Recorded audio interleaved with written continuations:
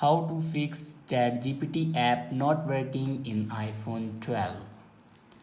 So let's start the video. First of all, if you want to fix this problem, then firstly open your app store and then search here ChatGPT. Now here you can check your ChatGPT update. If your ChatGPT have any update, then update your ChatGPT. After update your ChatGPT, your problem will be fixed. If it doesn't fix your problem, then open your settings. In settings, scroll down and click on general and click on iPhone storage. Now scroll down and find ChatGPT. Now click on ChatGPT.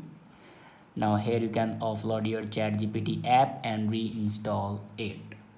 After doing these steps, your problem will be fixed. I hope this video is helpful for you. Thanks for watching.